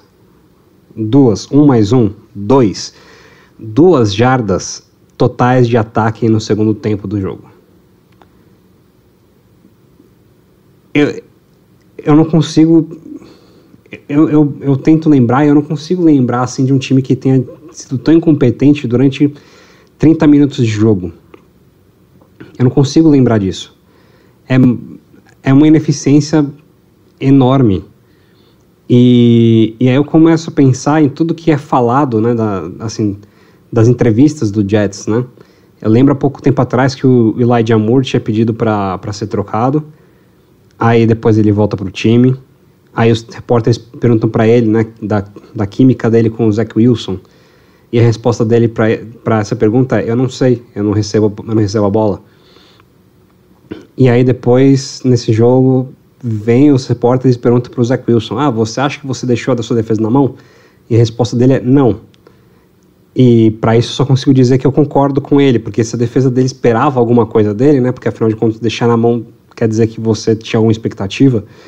Se a defesa tinha alguma expectativa do Zach Wilson fazer alguma coisa, a defesa que estava errada, porque você não tinha que ter expectativa desse cara fazer absolutamente nada, né? E para responder a pergunta do Lucas, porque o Lucas perguntou pro Thiago com relação ao Zach Wilson no processo de draft, eu sei que a minha resposta ela vai soar para o ouvinte como eu querendo tirar meu corpo fora, mas a verdade é que, para mim, quando você está avaliando um quarterback, a parte mais importante de toda avaliação, ela é impossível de ser medida para quem está fora do processo, que é saber se o cara trabalha. Porque, assim, por que o Josh Allen deu certo? Você pega para ver o tape do Josh Allen no college, não é nada de excepcional. Ele mostra que ele tem um puta braço, ele faz ali uns bons arremessos e tal, mas o tape em si não é nada de excepcional. Assim como o tape do Patrick Mahomes no college também não é nada de excepcional. Agora, por que esses caras deram certo? Porque são dois caras que trabalham que nem uns condenados, que eles sentam, trabalham, treinam pra caralho, e o trabalho que eles colocam aparece. Assim como eu falei do Dino Smith um tempo atrás, que o cara ficou quieto aí 7 anos treinando pra caramba, e a gente vê o resultado do trabalho dele agora. Então, eu acho que quando você está avaliando o quarterback, a parte principal da avaliação é saber se o cara leva a coisa muito a sério. A gente não consegue ver isso. E era uma coisa difícil de ver. Tudo bem que hoje, olhando para trás, a gente vê alguns sinais de que o Zach Wilson é um cara que nasceu numa família com muito dinheiro, é um cara que era visto meio que com um playboyzinho e tal. Então, vá lá. Talvez tivesse como ver. Mas, na minha opinião, ele tinha alguns indícios de que ele tinha um teto de starter na liga que valia a pena a aposta. Então, eu acho que assim, a gente olhar para isso, para esse draft de do ano passado e falar, o cara é um bust. Bom, eu já tô preparado para falar que o cara é um bust, é triste, mas tô preparado para falar que o cara é um bust, mas criticar a escolha em si, vendo com os olhos de hoje, eu acho que é muito fácil. Então, por isso que eu não vou chegar e falar que o New York Jets cagou no pau, porque falar isso com o conhecimento que eu tenho de ver o Zach Wilson fazendo merda na liga nesses últimos 2 anos, é muito fácil. Então, por isso que eu não vou chegar aqui e falar que foi um erro crasso do Jets. É uma merda, assim, você ser profeta do passado, né? Então, depois que você tem uma temporada e meia, mais de uma temporada e meia para avaliar, você voltar no draft e falar, esse aqui foi um acerto, esse aqui foi um erro, é a coisa mais fácil do mundo. Então, não façamos isso. Verdade seja dita, o Thiago realmente ele tinha uma nota bem baixa no Zach Wilson. Eu lembro disso. Eu e o Léo, a gente via mais coisa, o Thiago já não via tanto, então mérito aí pro Thiago, que realmente cravou e acertou. E realmente, esse ponto que você falou é super relevante, né, Paulinho? A parte mais importante do quarterback, a gente não tem acesso estando fora da liga. Eu acho legal a gente dar opinião na hora que ela acontece, né? Assim, eu acho pro futuro, assim, o ouvinte vai poder, né? A gente vai fazer a gente vai falar um pouco de draft na off-season, né? Quando não tiver jogos da NFL, a gente vai tentar fazer alguns episódios sobre os prospects que estão entrando na liga e tudo mais, e aí eu acho que não adianta. Eu acho legal a gente dar a nossa opinião e depois lá na frente comparar e olhar, a gente estava certo, estava errado, ou isso, aquilo, isso eu acho bacana. Então, eu não tenho problema nenhum assim, de dar a cara para bater. E outra, assim, se eu tivesse completamente errado com o Zach Wilson e ele explodisse na liga, eu ia ficar feliz pra caramba. Porque a melhor coisa que pode acontecer é quando um quarterback bom entrar na liga. Eu gosto mais de futebol do que do meu time, né? Tipo, mas é assim, eu gosto muito de futebol, né? Assim, então, eu preferia que o Zach Wilson entrasse na liga e me desmentisse se fosse um puta quarterback. Quanto mais talento tiver na liga, mais legal pra nós, né? Mas acho interessante a gente dar a nossa opinião e depois voltar atrás e analisar. Como o lance do Josh Allen, eu acho que não era um erro, né? A minha avaliação do Josh Allen e de muita gente era, ele tem muitos problemas no jogo dele, e aí você voltar atrás e refazer a sua avaliação e olhar o que tá certo e o que tá errado, é assim que a gente aprende também, né? Sim. Mas mais do que tudo, o que eu tô querendo dizer é que eu acho que eu devia ser o próximo GM do Jets. Você tem certeza que você quer esse trabalho, cara? Absoluta. Tudo bem, paga bem, né? Então beleza. Dá metade do salário. Metade do salário que ele ganha lá, pra mim tá bom. Já tá com a defesa no lugar já, Thiago, é só arrumar o ataque, né? Mas esse draft aí é foda, assim. Eu falo de não ser profeta do passado, mas... enfim, esse draft deles foi complicado, né? Porque é um draft, cara, que no top 15 saem 5 quarterbacks. E junto com esses 5 quarterbacks saem uns caras que a gente já viu na liga que eles são bola. Porque sai o Kyle Pitts, que tudo bem, não está sendo bem utilizado esse ano, mas mostrou que tem potencial como tight end. Sai o Jamar Chase, sai Jalen Waddle, sai o Devonta Smith, que são 3 recebedores, cara, que são muito bons. Sai o Rashawn Slater, que é um left tackle. Tudo bem, o cara foi amaldiçoado por cair no time que todo mundo se machuca, né? Mas enfim, tem se mostrado como um bom left tackle. Sai o Patrick Surtain, né, cornerback do Denver Broncos hoje. Enfim, sai muito cara bom. Só que aí esses 5 quarterbacks, cara, Trevor Lawrence... mas assim... eu acho que essa lista que você deu, se eu só fosse torcedor do Jets ou do Niners ou qualquer um desses times, estaria doendo meu coração um pouquinho, porque é muito jogador bom.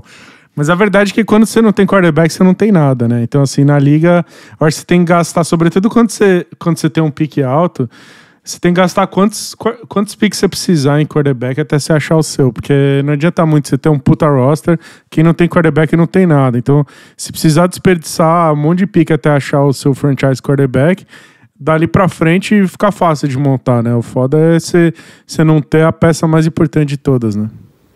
Até você... Os caras vão me zoar aqui sempre porque eu sou muito fora do tanking, né? Eu acho que assim, enquanto você não tem o seu quarterback, o mais importante é você perder o maior número de jogos possíveis. porque você tem que aumentar a sua chance de achar o seu quarterback. Para mim é uma coisa meio lógica isso. E eu entendo o lado de quem vai falar, a gente tem que também competir e tal, mas tá errado. Tá? O importante é você achar o seu quarterback, e depois se achar o seu quarterback, você vai lá e ganha jogos e tal. Mas olhar pro passado assim e falar, o Zach Wilson foi uma puta de uma cagada do Jets e tal, cara, é difícil, porque cá entre nós, a verdade é que você também cair em Nova York é um dos lugares mais ingratos para você cair como quarterback. Assim, eu não tenho como falar para você que eu tenho certeza que o Patrick Mahomes e o Josh Allen teriam dado certo se eles tivessem caído no New York Jets. Por quê? Porque eu tenho certeza que uma boa parte do desenvolvimento do Patrick Mahomes tem a ver com o fato dele ter caído na mão do Andy Reid. Assim como eu também tenho certeza que boa parte do desenvolvimento do Josh Allen tem a ver com o fato dele ter caído com o Brian Daboll. Então, assim, é falar que o cara que é o quarterback coach ou o coordenador ofensivo do Jets é ruim? Não, eu não tenho como falar pra você que o cara é ruim, apesar das minhas suspeitas, e falar que se tivesse caído outro cara lá com ele, teria dado certo. É muito difícil, né? Como tanto o Thiago quanto o Lucas já falaram, o lugar onde você cai diz muito a respeito da sua carreira. E eu acho que Nova York é um mercado muito ingrato para você cair, e quando você cai sem o suporte eu quero dizer coaching staff, com porte, com força para chegar e te dar todo o suporte do mundo, se você não cair numa situação dessas, é muito difícil de dar certo. Então, eu acho que parte disso tem a ver com o Zach Wilson. Assim, ele tá se mostrando um cara que é um grande idiota, mas boa parte disso também tem a ver com o fato dele ter caído em Nova York. Não só em Nova York, mas no Jets, né? O Jets em específico. Sim. Mas esse é o melhor momento do Jets em muito tempo, né? Assim, faz bastante tempo que não tinha... Eu acho que muito tem a ver com eles terem conseguido vários picks, e aí eles draftaram super bem por um tempo, injetaram bastante talento lá. Mas assim, pra ser bem sincero, se no dia que eles pegaram o Zach Wilson, eles tivessem ligado pra mim e falado, ok, no seu board aí você acha que eu devia pegar quem? Se isso tivesse acontecido, vocês devem saber, porque eu dou meu board para todos vocês, eu teria draftado o Fields, né? O Justin Fields ali naquele pick. Para mim, era o segundo melhor quarterback dessa classe.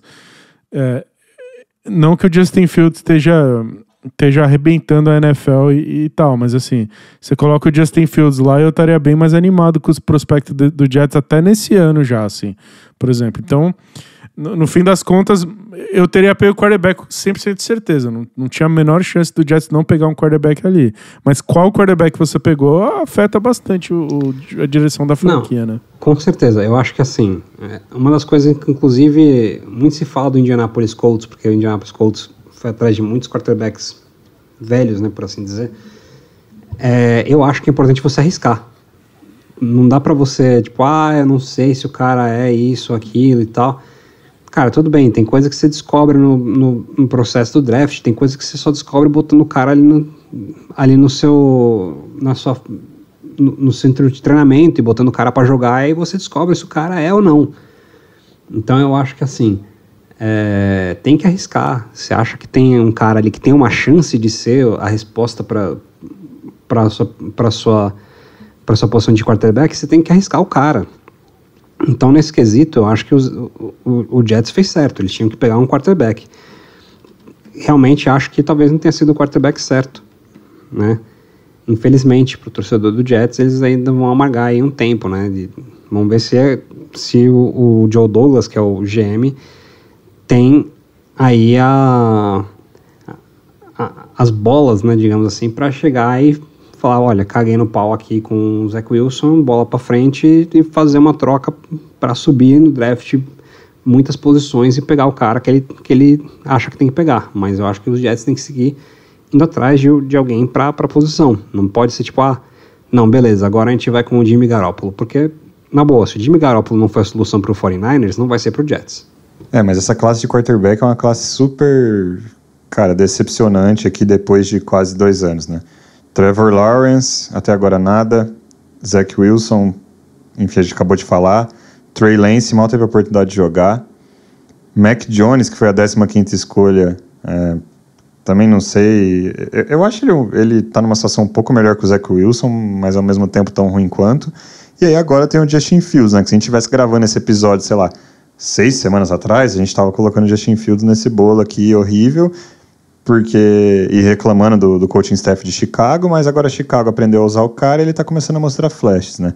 Agora, eu queria mesmo saber se o Thiago tivesse a 2ª escolha desse draft e o Trevor Lawrence continuasse saindo na primeira, se ele pegava o Justin Fields ou o Micah Parsons, né? Porque, enfim, tem um crush aí fudido e o Parsons é desse draft também. Mas esse é assunto para outro dia, tá, Thiago? Você pode pensar umas semanas nessa resposta, porque vamos falar da situação aqui só para fechar desses times nos playoffs. Eu tô para te dizer, para vocês dois, que nenhum desses dois times vão pros playoffs, tá? Ambos estão com 6 vitórias e 4 derrotas. O Patriots hoje ele é o 6º colocado, visitaria o Titans em Nashville na primeira rodada dos playoffs, e o Jets está fora pelo critério de desempate, né? Então, depois dessa derrota para o Patriots, ele está empatado com 6 vitórias e 4 derrotas com Patriots e Bengals, mas ele fica ali de fora com o critério de desempate.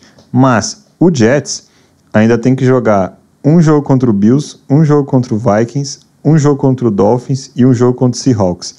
Esses 4 times são times de playoffs nesse momento na liga. E além disso, eles têm a próxima partida deles contra o Chicago Bears, que é um time que está assim, querendo aprontar aí agora que eles aprenderam como rodar o ataque.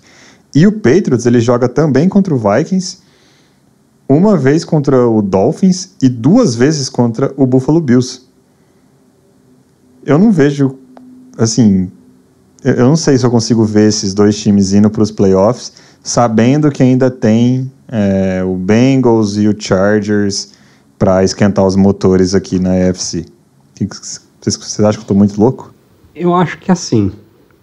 Eu acho que um dos 2 vai acabar indo para os playoffs, mas não por merecimento. É mais porque a NFL resolveu aumentar os playoffs e agora você tem 3 wildcards e uma vaga de wildcard vai cair no colo desses caras. Eu acho que depende muito do resultado da troca de quarterback do New York Jets.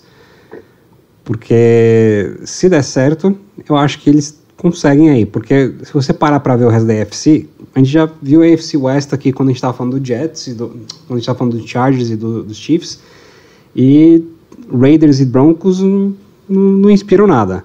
Então eu diria que assim, Chargers é meio que fechado aí para uma vaga de wildcard. Aí você tem Miami Dolphins e Buffalo Bills na AFC East, que estão com 7-3, então um dos 2 vai ter uma vaga de wildcard. Então é uma briga por uma vaga de wildcard. Né?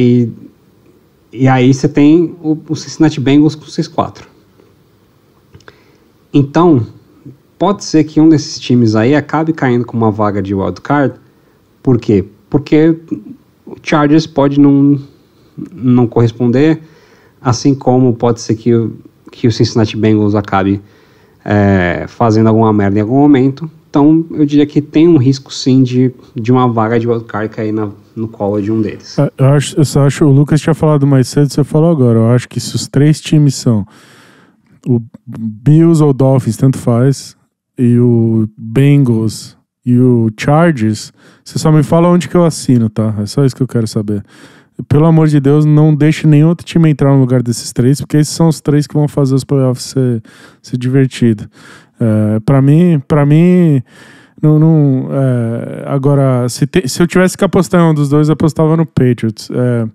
Eu acho que o Jets está meio desmoralizado depois dessa rodada, assim. Eu acho que tem certas coisas que acontecem na sua franquia que o lance do moral, assim, vai lá embaixo, assim. Teria que acontecer isso que você falou, teria que o Joe Flacco entrar lá e arregaçar, sabe? E aí o Zach Wilson nem volta mais pro CT, sacou? Mas fora isso, eu acho que o Patriots, no fim das contas, o Belichick, ele é macaco velho, né? Então, eu acho que se tiver que ser algum desses 2, eu apostaria mais no Patriots. Agora, se puderem, por favor, deixar os 2 de fora, eu agradeço.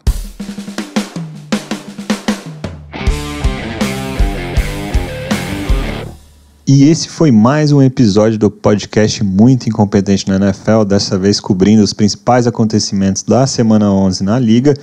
Semana essa que já começa a ter algumas definições para os playoffs, e aí a gente falou bastante sobre isso. O nosso podcast está disponível nas principais plataformas de podcast, aí YouTube, Spotify, Apple, enfim. Você consegue achar a gente em diversos lugares. E nas redes sociais a gente está no Instagram e no Twitter, no @IncompetenteNFL. Essa semana é uma semana especial na Liga, uma semana de Thanksgiving, o dia de ações de graça, então jogos nessa quinta-feira o dia todo. Quinta-feira, inclusive, que tem Brasil na Copa do Mundo de futebol, nosso futebol da bola redonda. Então, vamos ter que se dividir aí para acompanhar tudo, mas é o que tem para hoje, né? É um problema bom de se ter.